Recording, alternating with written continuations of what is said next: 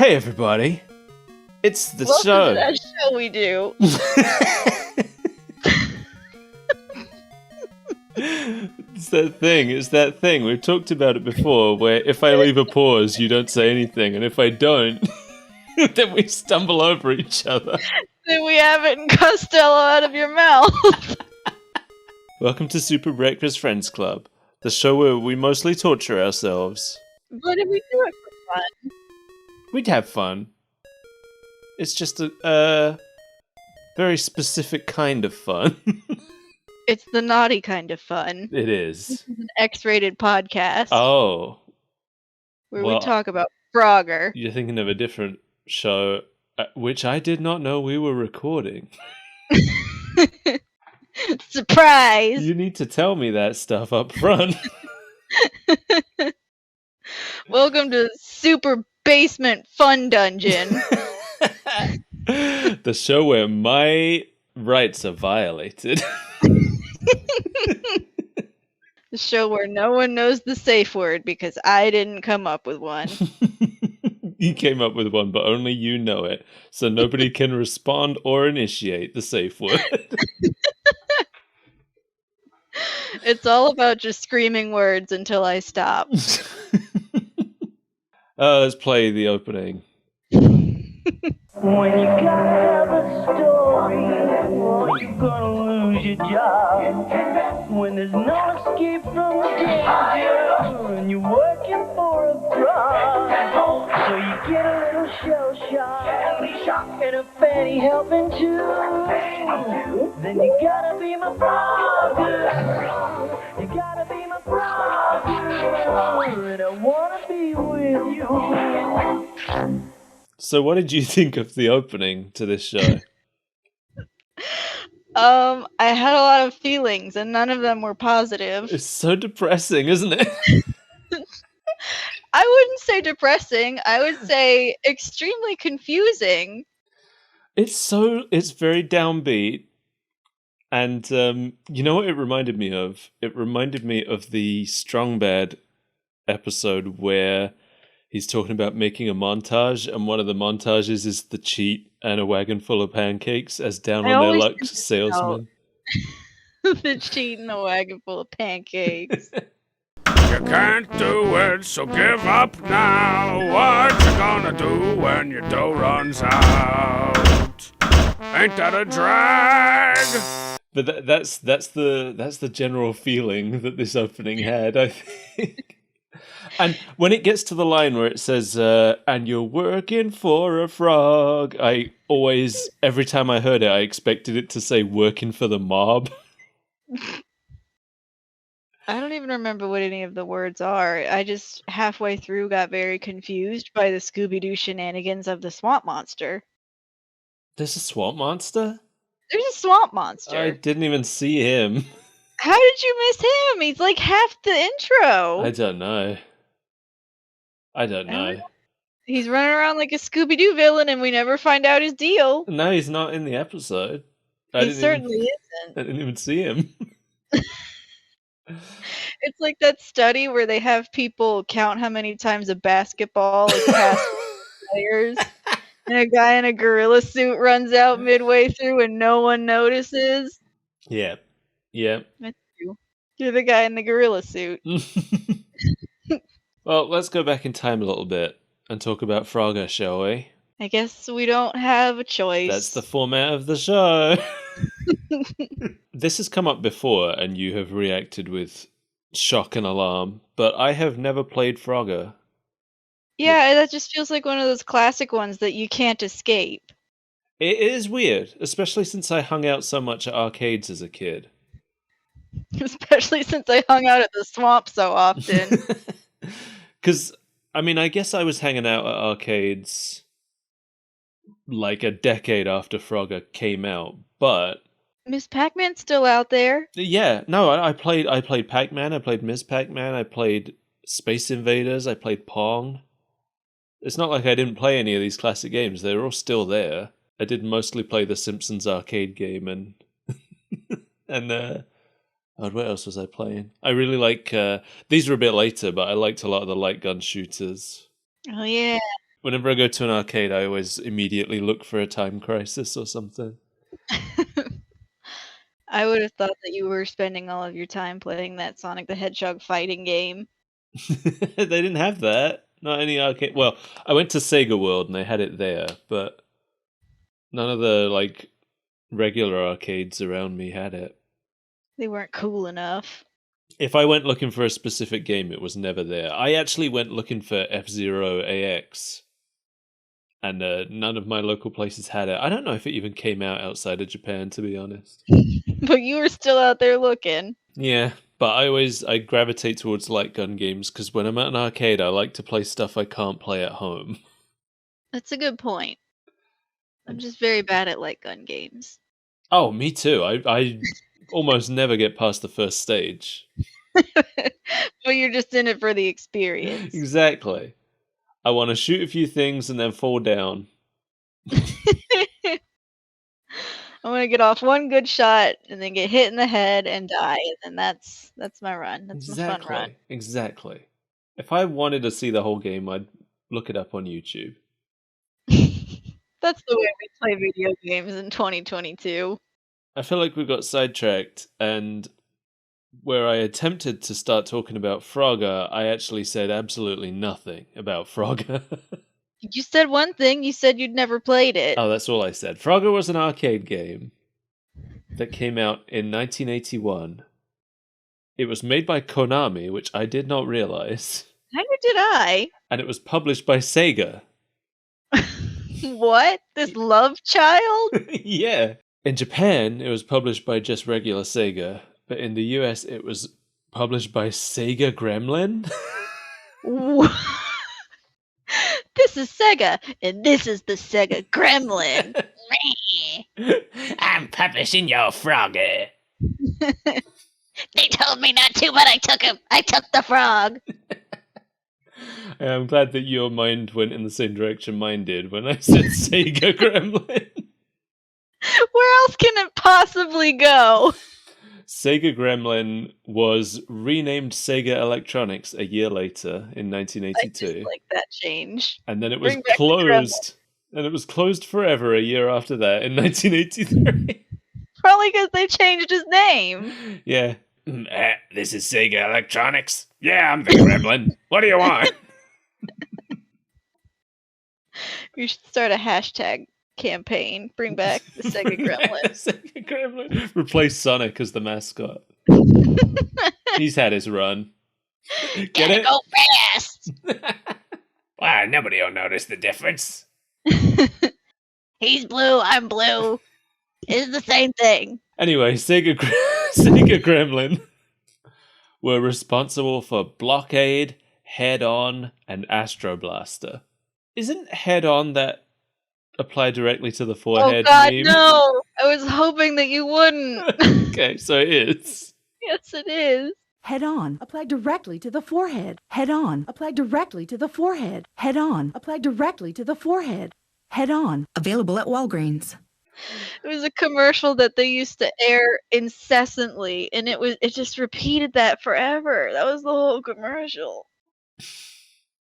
It's haunted a generation. Yeah, I think I've used it once. I don't think I ever saw the commercial outside of the internet, but I think I've used the product, because isn't it like a migraine thing or something? Migraine or headache. Yeah. Something that you put on your head. And you know about me and headaches. I do.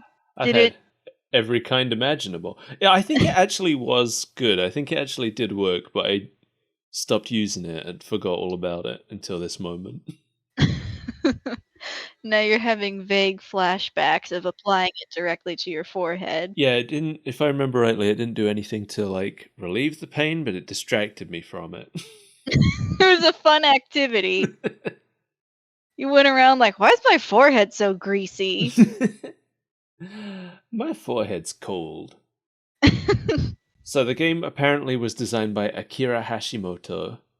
It's hard to find out much about anybody who designed Konami games, at least this early, because I couldn't find out anything about whoever made Twinbee either. They just collected up all of the early developers and threw them into a bin. So all I could find out about this guy is that he had the idea after seeing a frog trying to cross the road while he was stopped at a traffic light. I love when they get ideas from these dumb places. It's like Miyamoto, he had the idea for Pikmin while he was gardening or something. Exactly. These pure and adorable stories where somebody's like, I'm going to make an entire video game because I saw a frog hop across the street. Of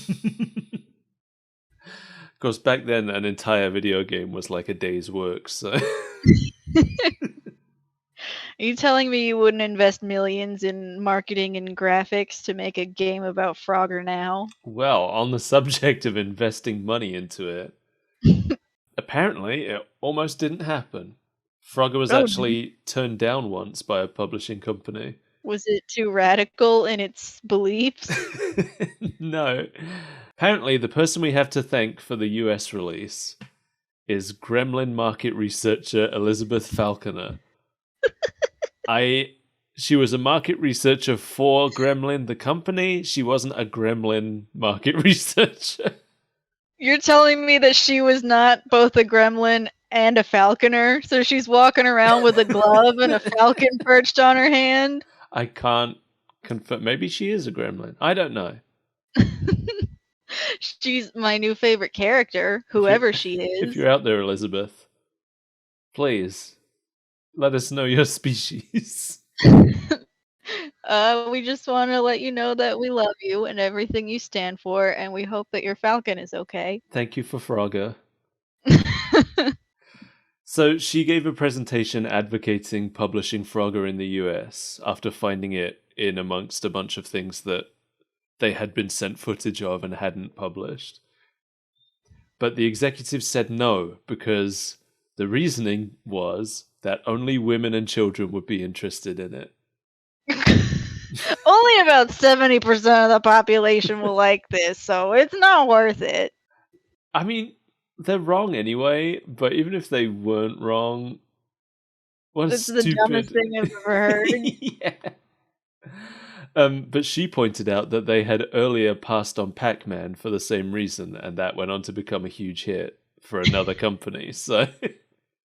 Why would you not want to market to children? Oh, yeah, most of the people at the arcade, I don't know. I don't want to market my frog game to a 40-year-old white man. So, after she pointed that out, they agreed reluctantly to license it for a 2-month trial period. And they placed a prototype in a bar in San Diego called Spanky's Saloon. And they said, if it did well, if this one copy of the game at Spanky's Saloon does well, we'll give it a wider release. And, reader, it did well. In case that part was not obvious. Yes, it did very well, and they released it worldwide. Well, US-wide. It was already out in Japan. That's all I have to say about the game. That was a wild ride, though. It wasn't it? Now let's talk about the even wilder ride that is the show. So This show. This show first aired on September 17th, 1983, as part of Saturday Supercade. Saturday Supercade is a Saturday morning lineup of exclusively video game-based shows. It was airing on CBS, and it was created from the ground up specifically to compete with ABC's Pac-Man, which was the biggest hit of the Saturday morning the previous year. So, because of my big giant brain, I knew that Frogger was not older than Pac-Man, but the whole time I was watching it, I thought it came straight out of the 60s. It does feel older, doesn't it?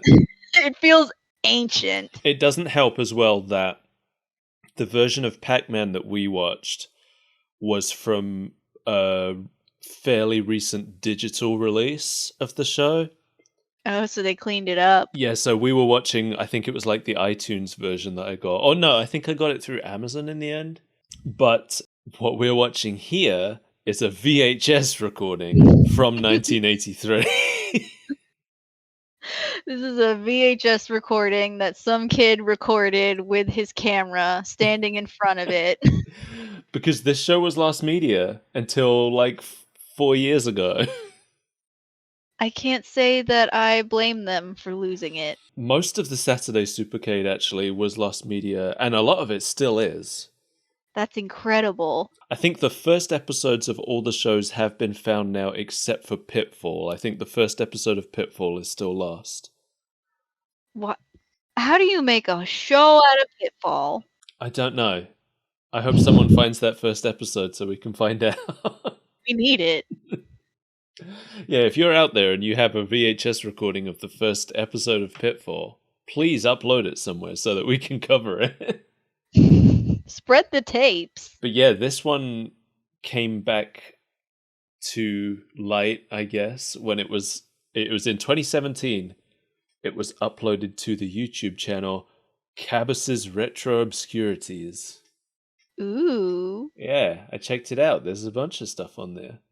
I wonder what dark hole they pried this out of. I know, I'm always like, how did this get found? That's the story I want to know. I want to know the story of like, where was this VHS? Who came across it? I'm telling you, Lost Media Hunters are nutso, and I love it. They're doing a service to all of us, especially people like you and me who are doing this show. Just the two of us, actually. But yes, this Frogger episode aired alongside the first episodes of Donkey Kong, which has been found, Donkey Kong Jr., which has been found, and Pitfall, which is still missing. This show was made by Ruby Spears, who made the Mega Man cartoon we'll be looking at some point. They made Alvin and the Chipmunks. Wow. And they made Turbo Teen.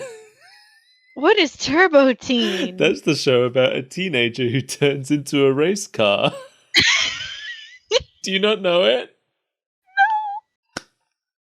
I don't know how that managed to escape my grasp, but no. Wait, let me find the opening. Oh, please do.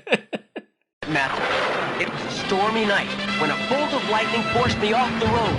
I skidded into a government laboratory where a top-secret experiment was underway. I swerved into the path of Dr. Chase's molecular transfer ray, causing me and my car to become one.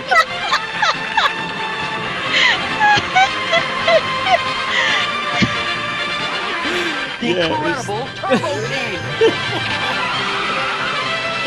Oh my goodness. Why is he going up the stairs?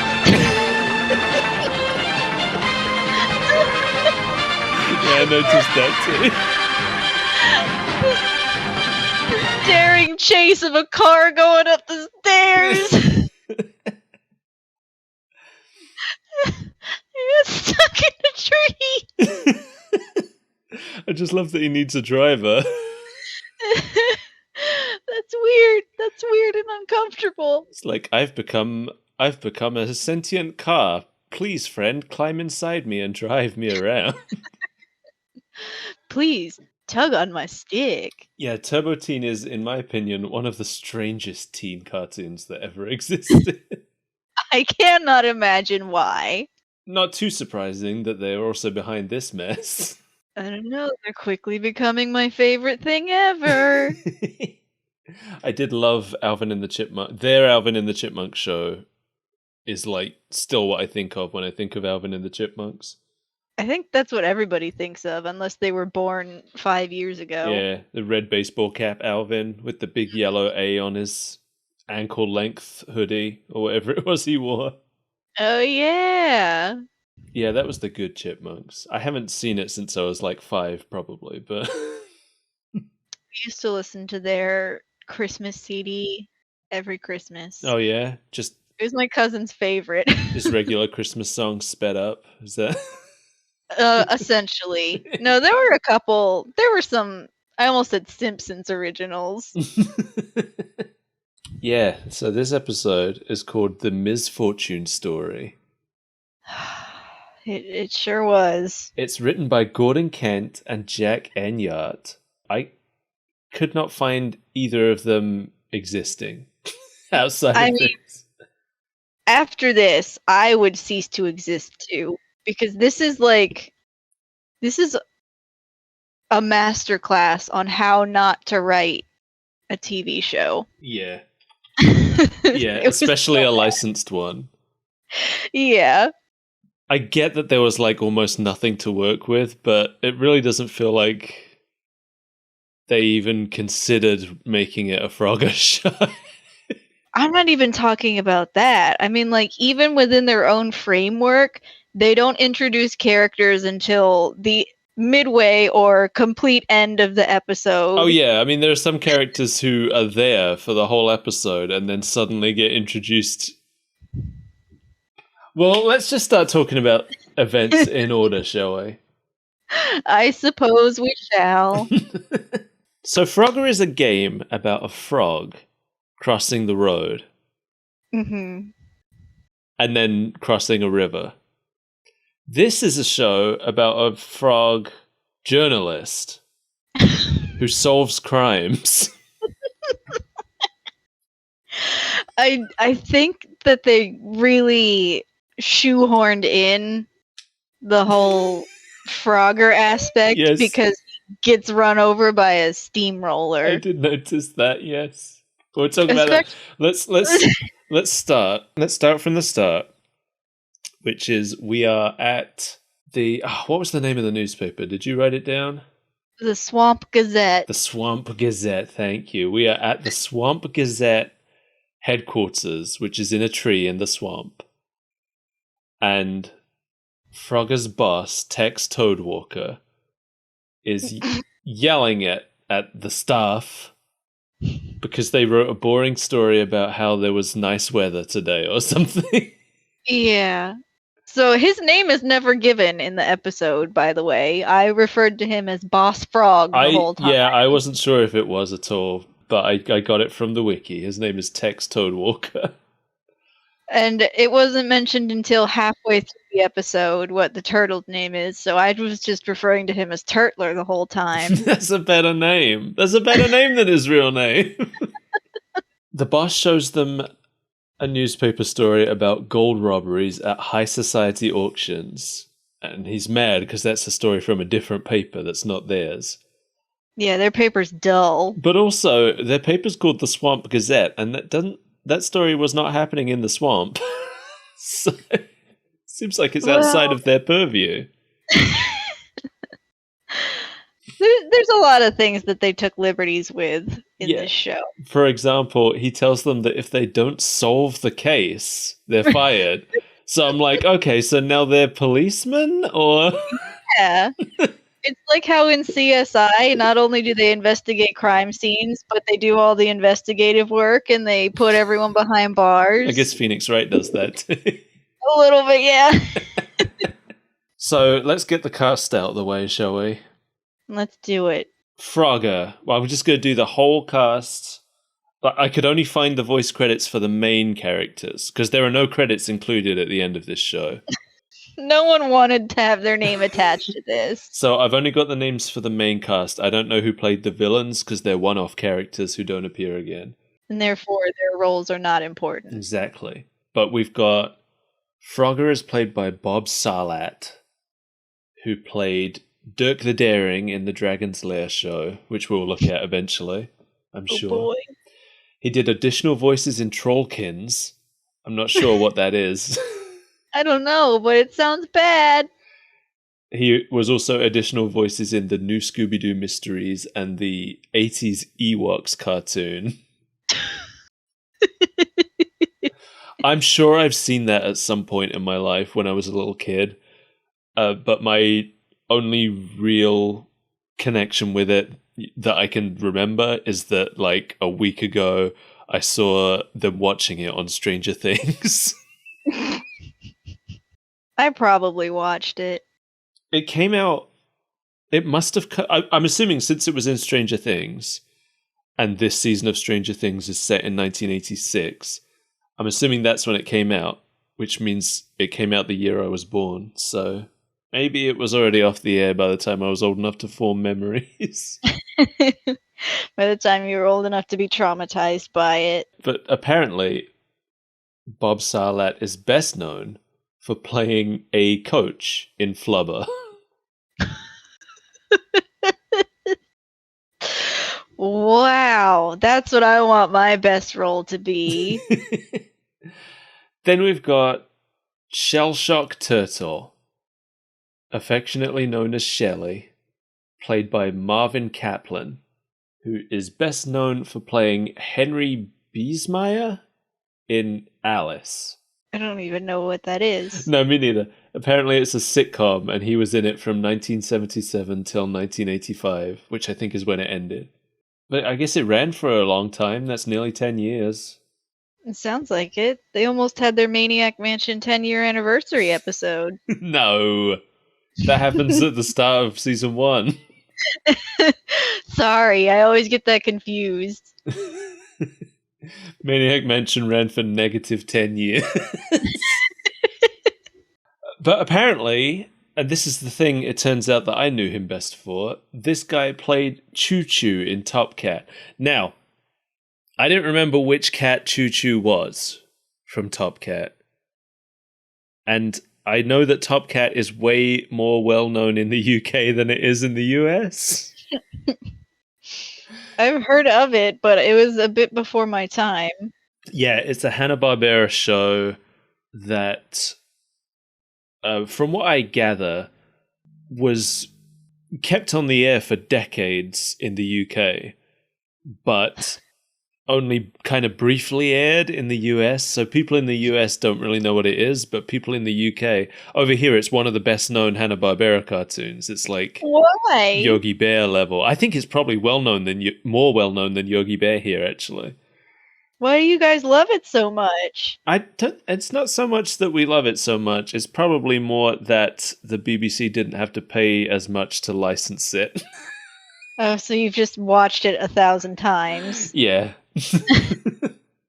But yeah, apparently Choo Choo is the tall, skinny, pink one. I don't know any of these cats by name except Top Cat himself. Yeah, and the tall, skinny, pink one just made me think of the Pink Panther. Oh, yeah? It's not the Pink Panther, though. He doesn't speak. Imagine being credited as the voice of a character who doesn't speak. One of my favorite things about Chrono Cross is that when you go into the character bios, your player character is actually listed as a silent protagonist. Good, I like that. Anyway, now we've got Fanny Frog. Fanny. A very unfortunate name that is much lewder in the UK than it is in the US. It sure is. Because Fanny means something else here. It means the other side of the butt. It sure does. Fanny is played by BJ Ward. There's so much misfortune. Yep, Fanny Frog is played by BJ Ward. Oh no. My personal favorite part of a hospital. That's why you're not allowed back. Universal health care or not, you're not welcome to the hospital. BJ Ward apparently played Velma in a lot of the late 90s Scooby-Doo movies. Okay. Up until Cyberchase. I think she's probably the best known actor in this. It sounds like it. She played Betty in the Flintstones from the 80s until the 2000s. The 2000s? How Yeah. long was it going? Oh, they'll never stop making Flintstones content. I'm sure there's some, like, being made as we speak. Wasn't Seth MacFarlane making an adult reboot of the Flintstones at some point? I don't know. I don't keep up. I'm sure that got announced and never materialized. Anyway, she also played Winnie Woodpecker in the new Woody Woodpecker show. That's his girlfriend, I think. That would make sense. The thing is, I love Woody Woodpecker, but nobody cares about any Woody Woodpecker characters that aren't Woody Woodpecker himself. I know there's a whole cast of them. I think he's got a girlfriend, he's got a niece and a nephew, and there's that walrus guy. I'm going to be real with you. I didn't realize that there were characters other than Woody Woodpecker in Woody Woodpecker. There might as well not be. And apparently she also played Launchpad's mum and sister in the original DuckTales show. Cool. And then we come to the last character that I have to talk about, Tex Toadwalker, who is played by Ted Field Sr. Now, I'm not convinced that this is the right person. Why? So the internet thinks that this was the only acting role of Ted Field, Hollywood producer. Mm-hmm. He produced Revenge of the Nerds, Three Men and a Baby, Bill and Ted's Excellent Adventure, Fern Gully, Kazam, Jumanji. He showed up to be a talking frog in the Frogger cartoon? I couldn't find any tie between him and this show, other than the fact that people are claiming that he is the Ted Field Sr. who plays Tex Toadwalker. And I can't imagine that if he only ever did one acting role in his life, it would have been Tex Toadwalker in Saturday Supercade's Frogger. You know what they say, fact is stranger than fiction. It's true. so unbelievable it has to be true. No one will believe I did this. This'll flim flam them all. I'm gonna bamboozle everybody. Like that he talks like he is a cartoon character. He's perfect. Get him in the show. Mr. Field, sir. We've got the perfect role for you. Do you want to play a horrible capitalist? It's the role I was born for, baby. He's also a frog. Anyway, that's all the voices. Possibly. Allegedly. There are different voices, but they were not worthy of our consideration. Speaking of one, Frogger gets a call for a mech. Oh yeah. He's a mouse. He's like a little mouse detective. We see him for all of 2 seconds. I don't know what his deal. He's a snitch, I guess. He's standing outside of a lavish mansion using a payphone that's there for no reason. And he's dressed like I don't know why he's been at all of these high-class auctions. But he's dressed like a little criminal man. This whole part was extremely confusing because he just happens to call, already aware of the situation. I thought it was really funny. So he calls. Yeah, he calls. He apparently knows, for no reason, to tell them about the auction. He says there's an auction for a golden tortoise happening at this mansion that he happens to be outside of. And for no reason, he decided to call the Swamp Gazette and tell them about this. Not only that, he tells them one additional fact, and that is that a fortune teller and a strong man have entertained at every party. Meanwhile, 3 feet away, a fortune teller and a strong man are listening into the conversation. And they just happen to know that their Mac is on the phone with the Swamp Gazette. And yeah, and the fortune teller turns to the strong man and says that they need to take care of the meddling reporters. And then they just leave, and I'm like, oh, they weren't worried about the snitch. No. They didn't do anything about the mouse who's exposed their plan. I mean, the mouse isn't trying to actively thwart them, though. He could tell someone else. He could Who's tell. he gonna tell? What other Swamp Gazette? What other frog journalists are out there? Why does it have to be a frog journalist? You're right. It could be a turtle journalist. Then we just kind of smash cut to the frogs on a bus. I love that they have to take public transportation. I love that everyone on the... First of all, this bus is way longer on the inside.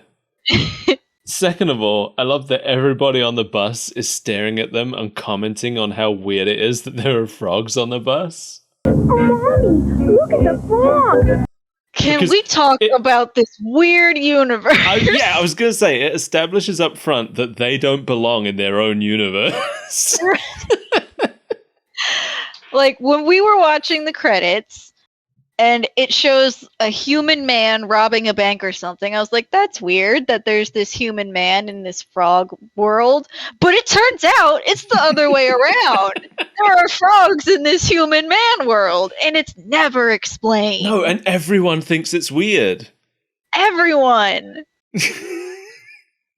It really sets up the idea for me that they have like recently arrived from another world in some plot line that we didn't get to see. They brought Mac with them for the sole purpose of being a snitch. Chaos Control brought them from across the universe. They threw a ring and they went through the portal. It's so weird. Because they're walking around like it's completely normal. They're just like, yeah, we're frogs, we're wearing clothes, we're doing investigative journalism. And it seems like to them it's a completely normal thing, but this whole world around them doesn't believe in them. No! This whole world, they are like a foot tall, and they are walking around this normal-sized human world. Maybe more should have been done. Maybe the idea is like they don't usually leave the swamp, which comes back to my earlier point of like, why is the Swamp Gazette reporting on things happening outside of the swamp? Because the swamp is too idyllic and perfect. Yeah, well, that's a plot, you know? They could have made that a plot, but they didn't. No, they gave us the strong man and the fortune teller. So they take the bus to the mansion. They get off the bus right outside the mansion. The fortune teller and the strong man suddenly arrive in a van to try and run them over. Like, immediately, like, they've been tailing them from the Swamp Gazette. They got behind the bus. They followed them the whole way. And then they just, like, they miss, obviously. And then they just turn around and try again. And they go back and forth a few times just trying to run Frogger over. And I was like, what a strange sequence. This is a really long sequence that I don't understand the point of it being here. They try like 3 or 4 times and then they give up. And it wasn't until like the 3rd time that they came back around and tried to run him over that I realized, oh, this is the one part of the show that's Frogger. It is, but like specifically, I think it was when he got steamrolled because yes, because they try and run him over a few times and then he hops in the sewer and they give up and they just leave. But then when he comes out of the sewer, a steamroller comes out of nowhere and flattens him. I love that it wasn't even them. It was just a steamroller. I know. I went back to check if it was them driving it, but it's not. It's just some guy. It's like the street sweeper in that Simpsons episode where Bart sells his soul. The one that just goes down into the subway.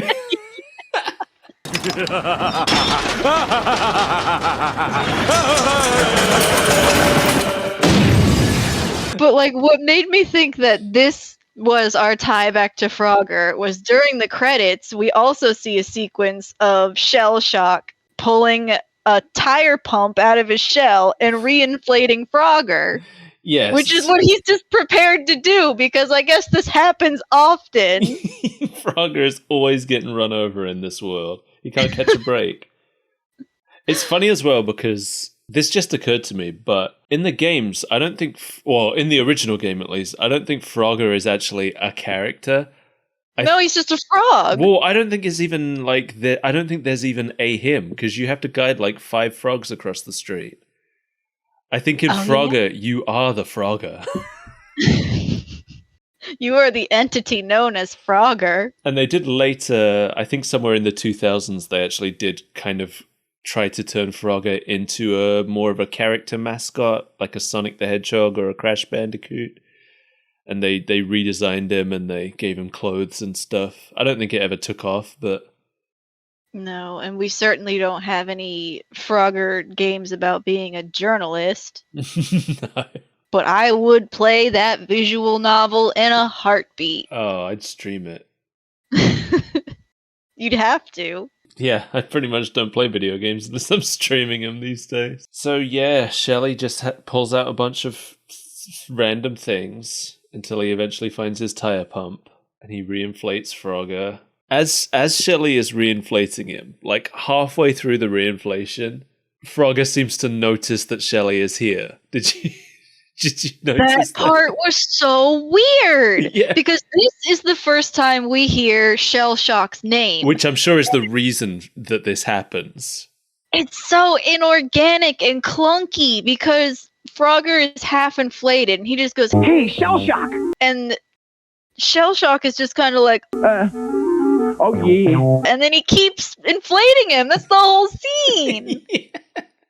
It was so weird. It was absolutely thrown in at the last minute because they realized they'd never said his name. I think that's what it was too. But it is, yeah, like you said, it's completely inorganic, and all it did was confuse me more. Me too. Because I didn't know if that was his name. It confused me more than not knowing what his name was would have.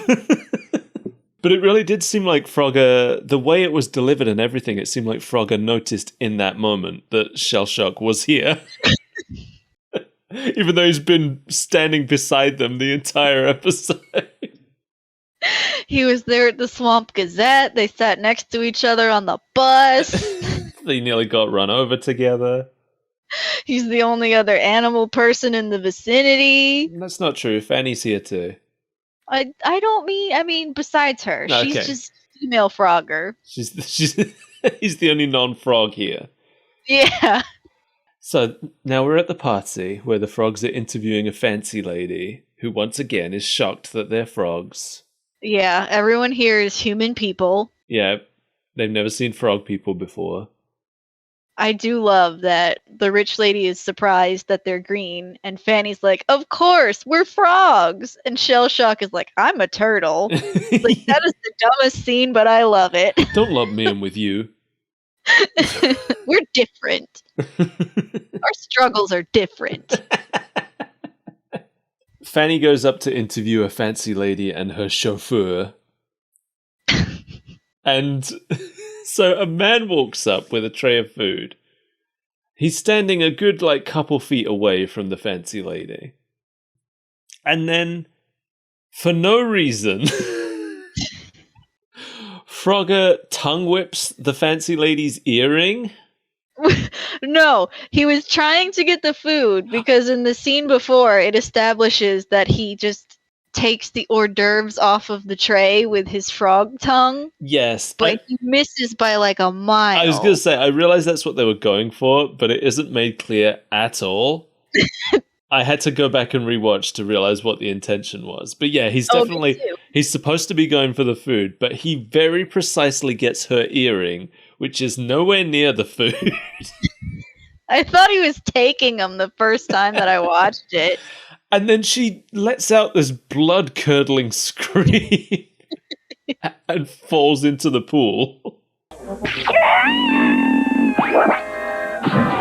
All of them go in, including the chauffeur and Fanny Frog. That's right. And then Frogger just hops over to the edge and says, "Does this mean the interview's over?" That's such an "it's a living" moment. Wah, wah. So they go to the fortune teller's tent, since that's the only lead they have at this point. Oh my god, this part was so stupid. I loved it so much. Why is there a fortune teller at a high-class auction? I don't know. I just love that they're hanging around this fortune teller tent, a creeping and a peeping, and they're surprised to see the fortune teller inside.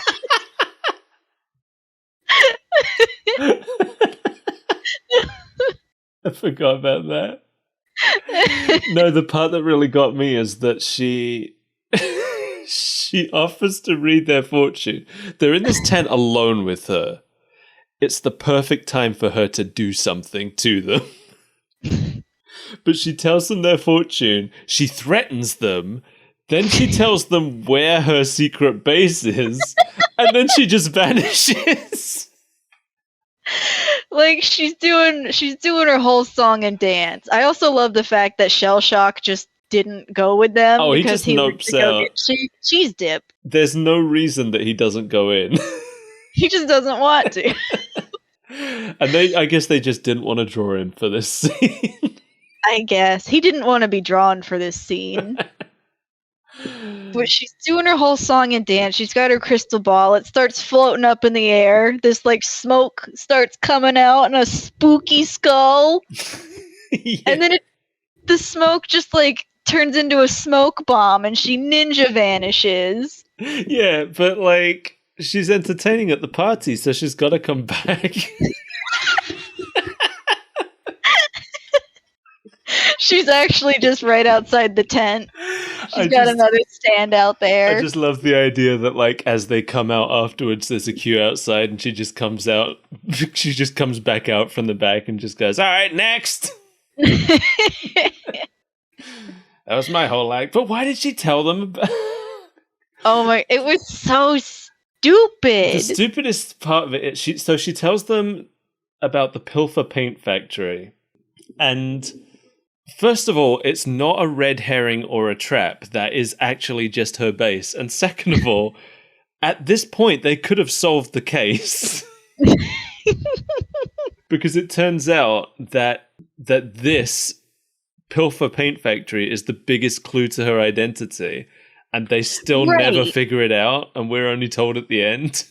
Yeah, the only reason that we can't figure it out, besides the fact that it's called Pilfer Paints, is because we have not yet been let in on the fact that her last name is Von Pilfer or something. Yeah, I was actually going to ask about that because I didn't notice that being mentioned at all until the end, and I wasn't sure if I just missed it, but you didn't notice either?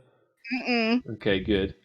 It's possible the sound quality on this VHS rip is not the best, so it's possible they did say some of this stuff and we just couldn't understand it.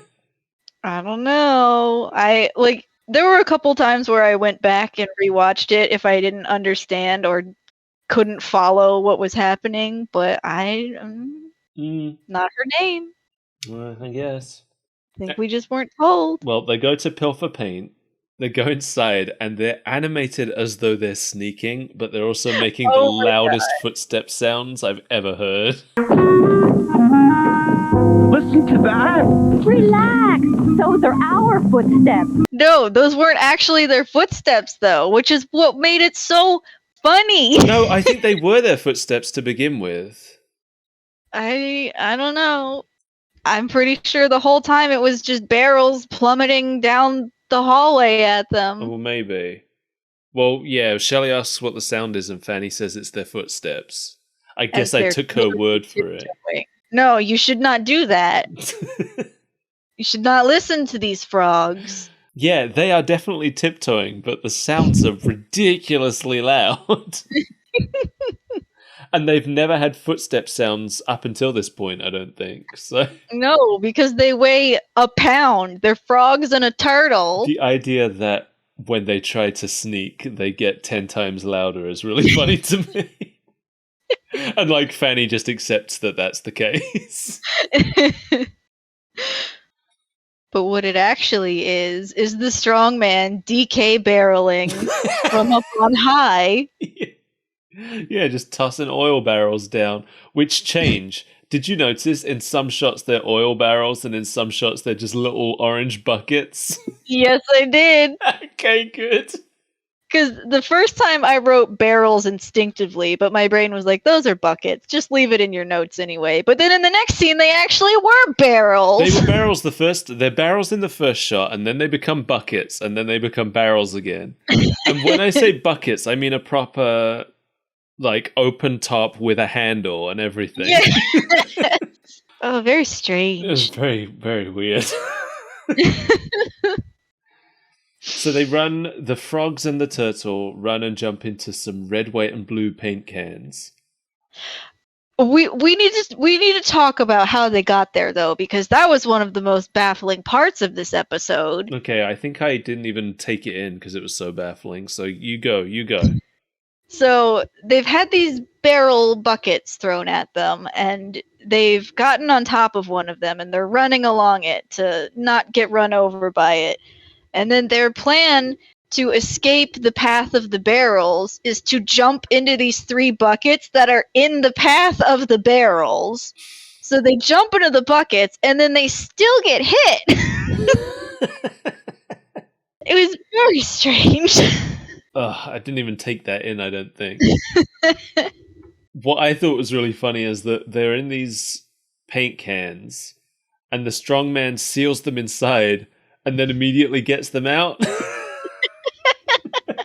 He immediately gets them back out and ties them all to a conveyor belt that's leading to a giant paint mixer. And then he just turns on the conveyor belt and he leaves. I mean, that's classic villainy.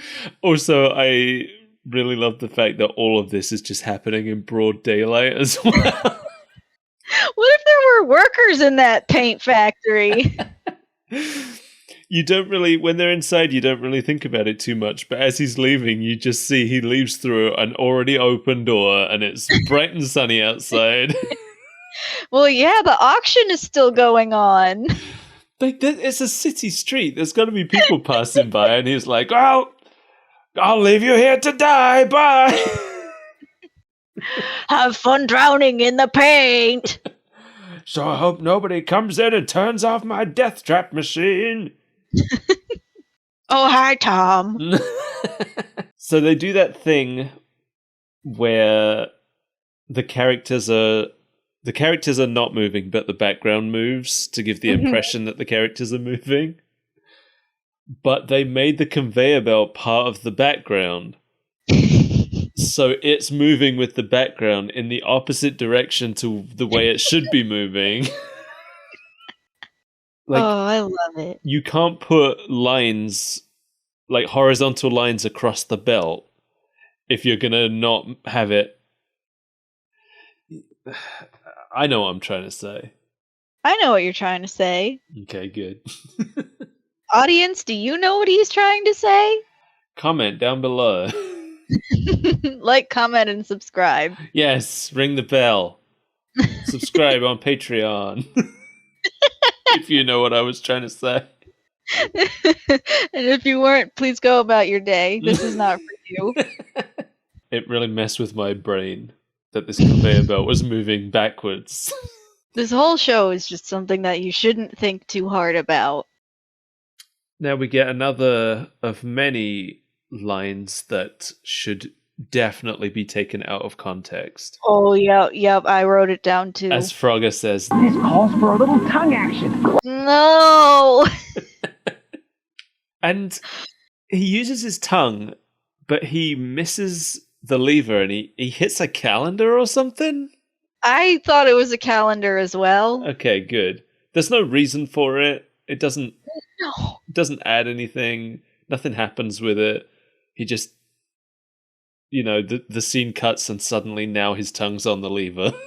Right. Like, I thought he would pull the calendar off and then accidentally hit the lever with it. But no, his tongue just kind of detaches and then goes straight for the lever. Yeah. But it happens off screen. It makes me wonder if there was a moment that was cut for time there or something. This 11-minute episode is too long. We're going to have to cut something. So we're going to have to cut the 10-minute sequence where he tears pages off the calendar. But we are going to leave in the 10-minute sequence where they try to run him over with a car. Anyway, he turns the conveyor belt off just in time, and they head back to the auction, where nobody notices them painting shell-shock gold. No, this whole thing is kind of a shady operation, because when the auction starts, the rich lady just carries the tortoise outside. She stands in front of the tent and she's like, all right, who wants to pay money for this now? Oh, yeah. I don't know if you've ever been to a high-class auction, but they usually don't happen outside the front entrance of a circus tent. like, why did they have this giant venue set up if they weren't going to let anybody into it? I just wanted to show off my new circus tent. Shelley, apparently a decent amount of time passes before Shelley, who has been stolen, radios back to say where he is. There was a puff of smoke, the sound of magic, and Shelley is gone. At this point, I'm like, okay, so the rich lady did it herself for the insurance. But no. No. I also like that this is their plan this late into the game. Like, they've already basically been shown who the culprits are. And then they're like, well, let's set up our friend to get stolen, so we'll definitely know who the culprits are. I don't think they have a clue at this point, to be honest. I think they've been handed the answer on a platter, and they're like, oh, we're fresh out of ideas. Do you think it might be Mac? I think it's the boss. Auctions. So they've taken Shelley to a boat that's called the Seagull, and they're trying to melt him over a pot. Oh my god, that was incredible. It's just this little cooking pot on a table, and the strongman is dangling him over it with a rope. Yeah, and apparently their plan has been melting gold down, painting it black, and disguising it as weights for the strongman. Which is the most convoluted way to get a strongman in your plan. And yet, this is the only part of the whole plan that makes any sense to me. I know! Why was she a fortune teller? So she can make smoke bombs. Ah, yes. As fortune tellers are known to do. If you get far enough down the fortune teller job tree, you can make smoke bombs. That's a level 18 skill. And it caps at 20, so... Of course, as all good characters do. This is where a weird slapstick comedy fight starts. With no real gags. I didn't Fanny grabs Miss Fortune's nose and starts stretching it all the way across the room. That was so uncomfortable! And then she says, because it's stretched really far, she says, Who are you? Pinocchio? and I'm like, you're the one stretching it! Also, what gave her the idea to pull this woman's nose like that? Yeah, is that just something she does in a fight? God, Frog is just doing like silly kicks and jumps, and Fanny's here trying to tear facial features off their heads. And she's trying to make someone scream by stretching their nose so far. And then suddenly the nose snaps off. It's a fake. Luckily, it's fake, yeah. A part of me was like, is this a real nose? Yeah, because if it was fake, it would be off by now. Fanny didn't know it was fake, clearly. This was just dumb luck. She could be in jail for this, if it was a real nose. She should be in jail for this. Well, no, it's okay because it was fake. You can assault someone if their nose is fake. And they're trying to melt your friend. But only if both of those criteria are met. Those are the two specific criteria which make assault okay. Fake nose, trying to melt your friend.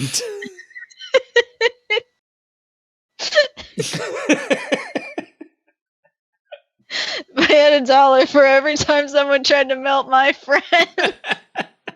Meanwhile, Frogger and Shelley are running away from the strongman who tries to follow them through an obviously much too small hole.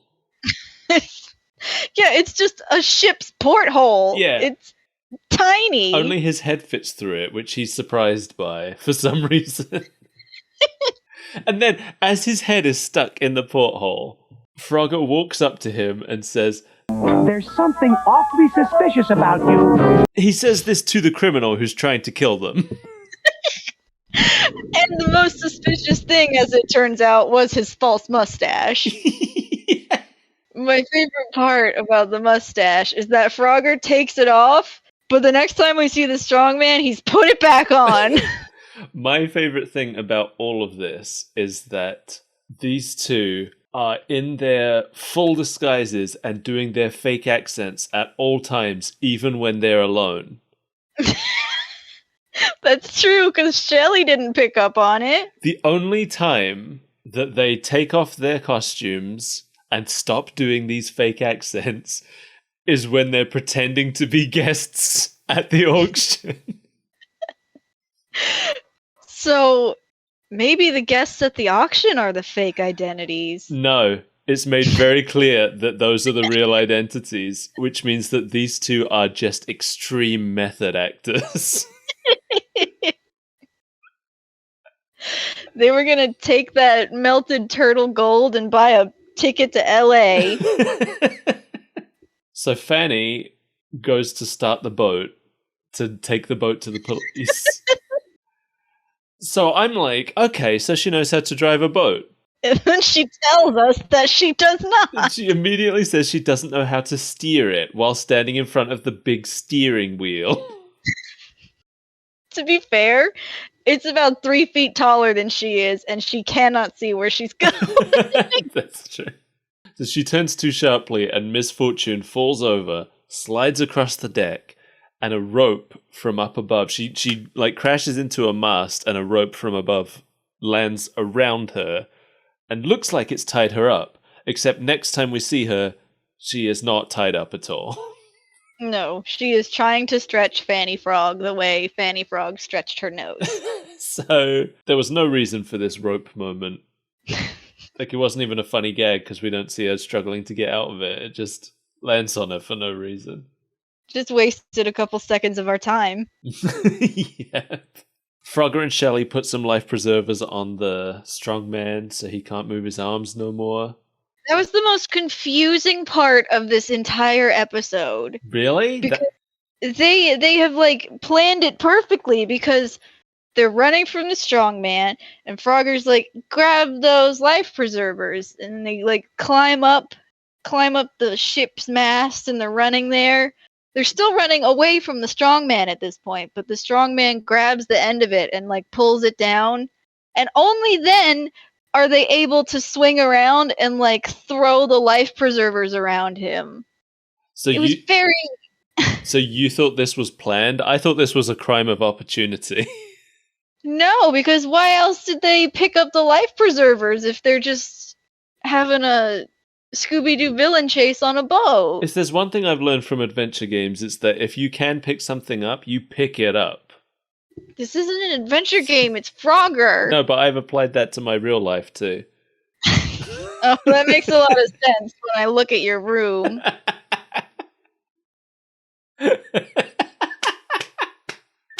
Fuck you. Then we get my next favorite line. This is probably my favorite line of the whole episode. Where Frogger says, Hang on, Fanny! I'm coming! and then Shelley says, Me too. Awful. I hate it. I promise I won't do any more of those. They did bring it on themselves by naming her Fanny. Yes. I'm also not convinced that it wasn't on purpose that they wrote this line.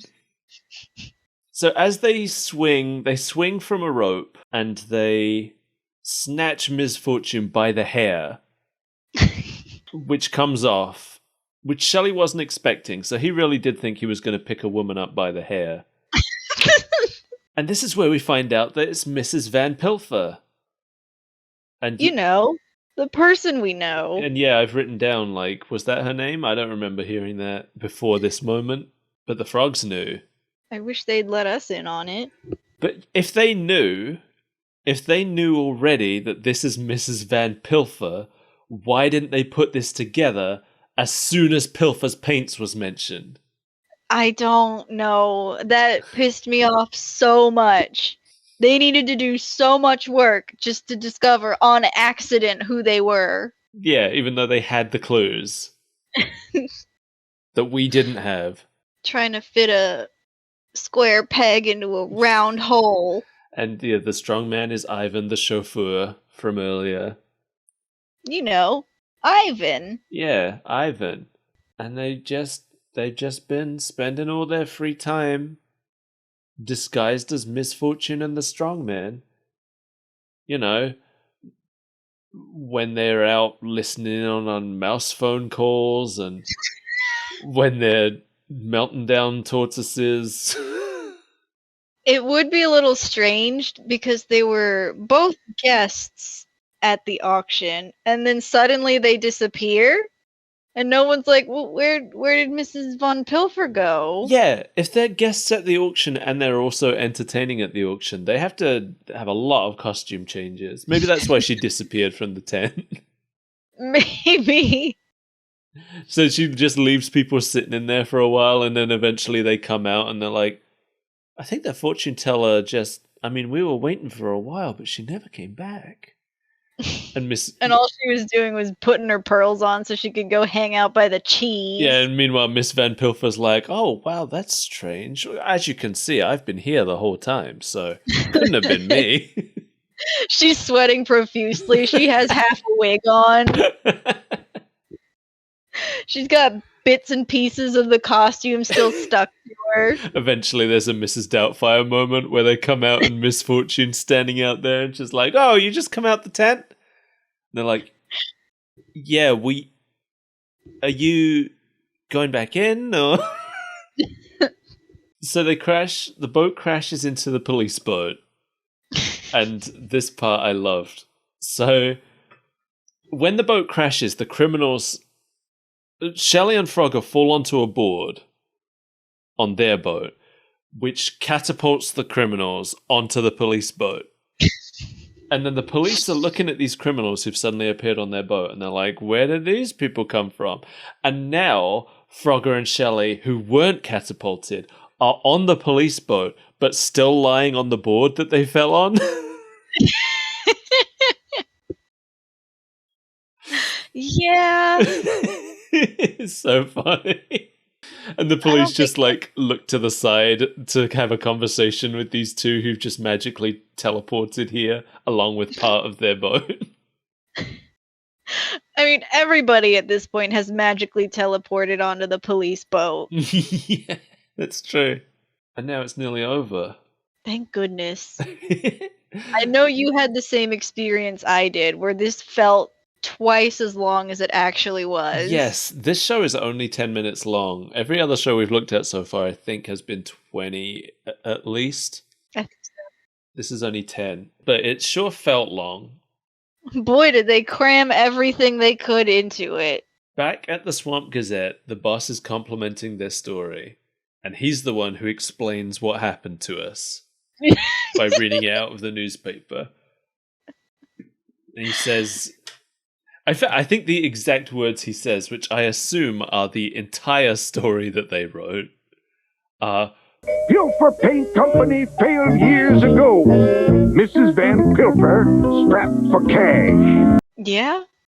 So you think that's all they wrote? And it's just such a backwoods newspaper that he was super pleased with that? I think they probably included their entire investigation, including when they jumped into some buckets, when they almost got drowned in some paint, that whole ordeal about painting Shelley. Yeah. Yeah. Just because they didn't have anything else to pad the story out with. I They feel blew like it all in the headline. I feel like if they put all of that in there, it makes them sound bad because Yeah. of how stupid they are. Yeah. They tell the boss that there's one thing missing from the story. A photo God. of the man who owns the newspaper. I didn't understand. I don't want to understand. Why does the story... First of all, the story's already been printed because he's reading it in the newspaper. Second of all, why would the story need a photo of the only character in the show who wasn't involved in it? And third of all, they took a picture and the camera exploded. For no reason, yeah. This wasn't something that was established earlier in the episode. It was just an exploding camera. They just wanted an excuse to end on the angry boss with a blackened face. Yep.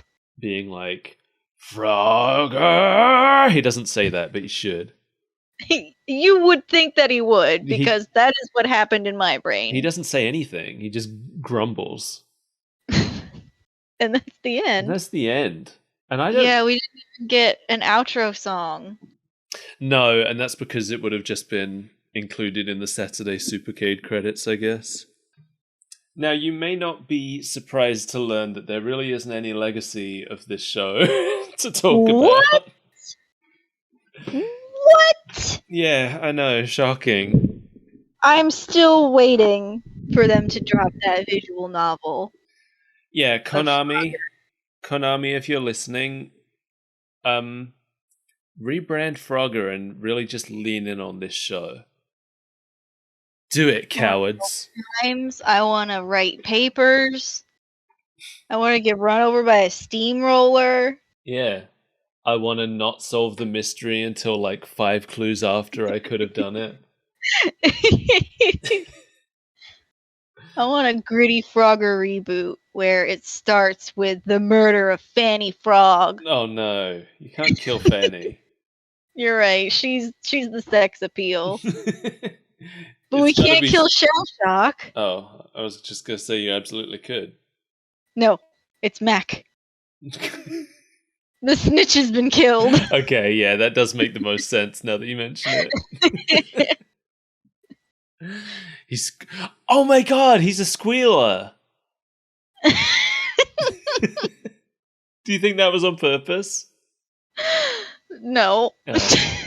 I guess he's more of a squeaker. Yeah. Okay. Squealer would be a pig. Yeah, you're right. Thanks for joining us, everyone. Is any of that usable? No, I'm cutting out that entire conversation. Maybe as a Patreon bonus, you can find out what we're laughing at right now. It's pornographic.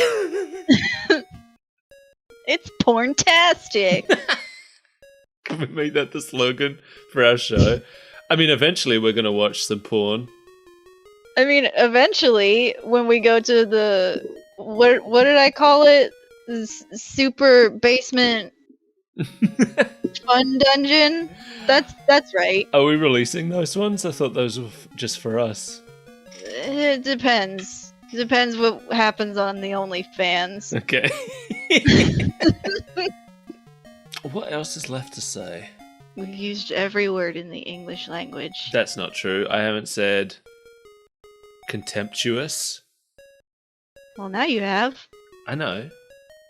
I haven't said... Use them all. I haven't said gentlemanly.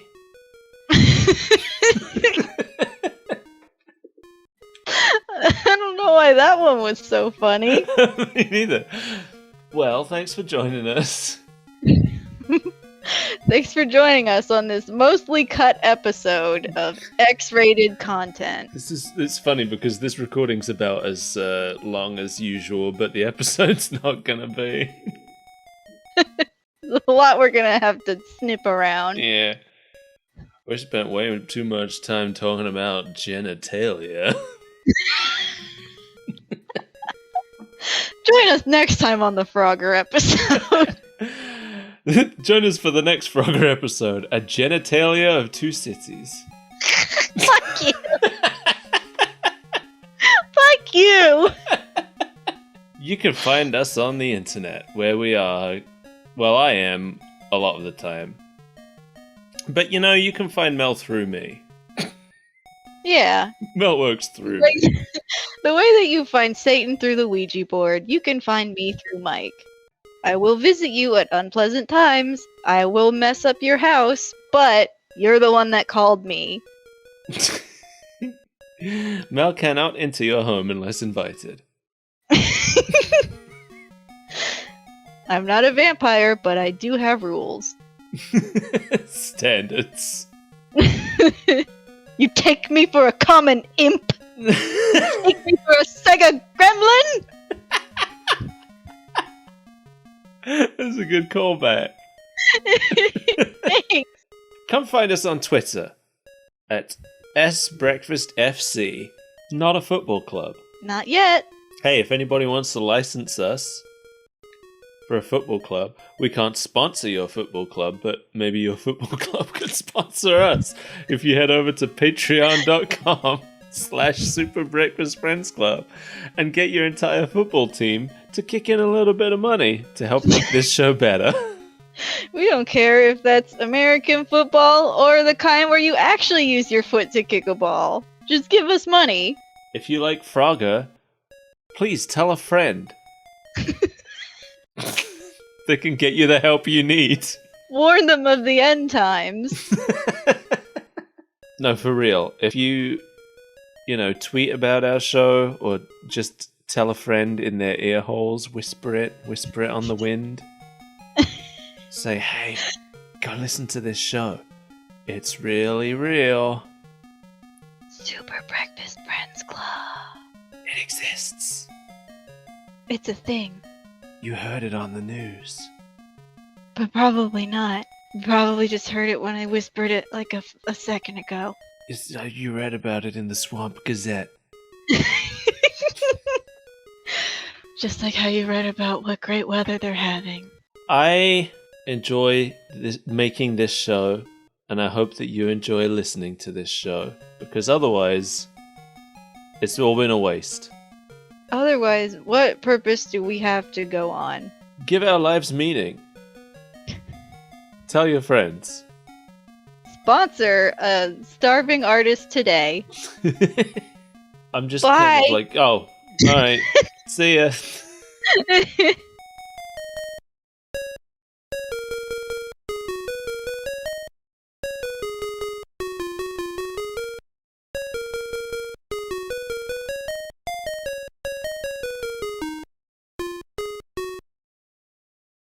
Well, show's over, folks. Go home. Please. Please don't make me dance anymore.